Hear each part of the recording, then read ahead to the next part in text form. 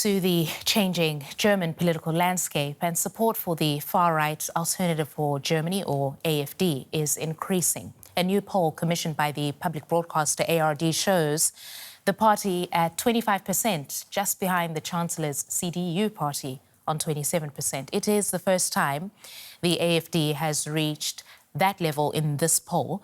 The Social Democrats, the Greens and the Left Party, as you see, all lag well behind.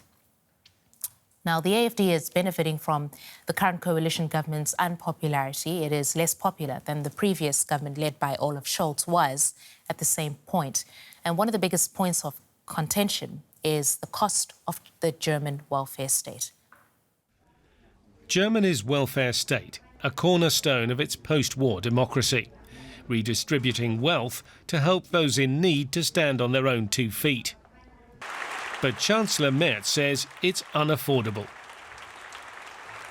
The welfare state that we have today can no longer be financed with what we produce in the economy. So we have to change it. Every year, the government pays out billions in pensions for the elderly, funding for the healthcare insurance system, and support for the country's around 3 million unemployed. The projection for spending in 2026 shows the Labour and Social Affairs Ministry, responsible for pensioners and those without work, will account for 38% of the total budget, far more than any other ministry. But Social Democrat Party co-leader Bärbel Baas, who is also the Social Affairs Minister, used a strong expletive when she dismissed the idea that Germany can no longer afford its welfare state. This debate that we can no longer afford our social insurance systems and our welfare state is, and I apologize for the language, bull. In fact, when compared to the size of its economy, Germany's social spending is similar to that of other industrialised countries. But in addition to the cost, the welfare system is complex. It tries to address not just poverty, but also the needs of families and those with disabilities, as well as issues like housing. Trimming bits off it would not be easy, not least because many of these commitments are enshrined in law. Despite her criticisms, the SPD's Bärbel Baas agrees reform is needed. And while Friedrich Merz wants to reduce the social spend, for instance by cutting payments to the unemployed if they fail to turn up to job appointments, he's not questioning the principle. We agree that we want to preserve the welfare state. So for now, the government parties are claiming they're back in harmony, despite divisions over how to pay for welfare. And joining me now to help break all of this down for us is DW political correspondent Hans Brandt. Good to see you, Hans. So the far-right AfD continue to climb in the polls, and we'll get to that in a bit. But let's start with the welfare reform that Chancellor Friedrich Merz wants to push ahead with.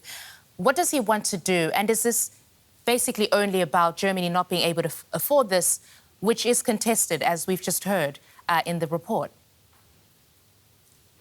Yes, basically the government has a problem with trying to find more money because there's a big hole in the budget at the moment. And there are 2 ways basically to fill such a hole. One way is to earn more money, in other words, to get more taxes. For that, the economy would need to grow, and there's no prospect of that at the moment. The other way is simply to cut your expenditure so that the hole is reduced in that way.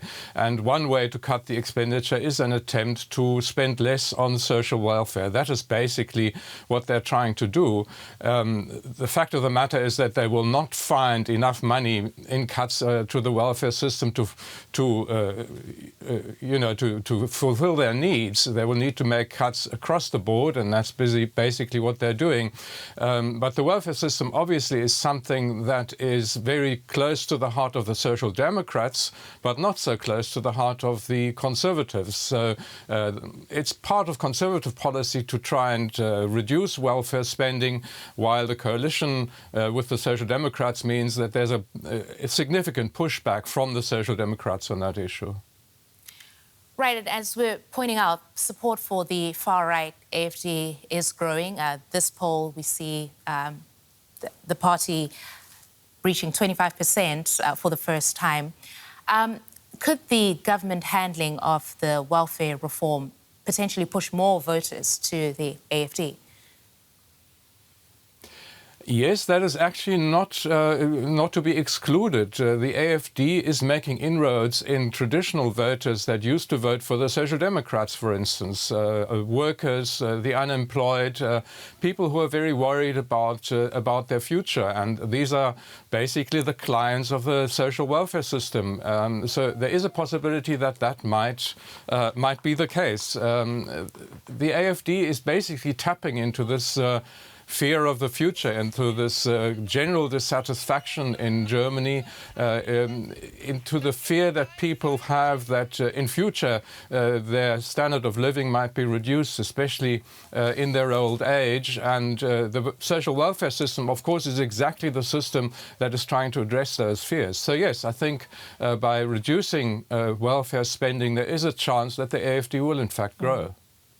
And just very quickly, Hans, before I let you go, what the poll is also showing that this government isn't doing very well with the public in Germany. Why is the government so unpopular right now?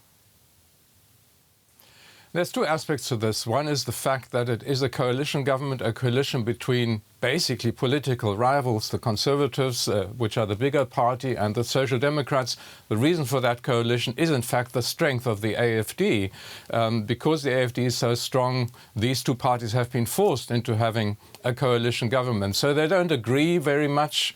There is a lot of dispute, a lot of this debate within the government, and that basically makes them less popular. And at the same time, obviously, the problems that governments face across the world at the moment are huge, from climate change to the rise of China, the rise of Russia, Donald Trump in the United States. So governing is very difficult, and that makes it difficult to find support amongst voters.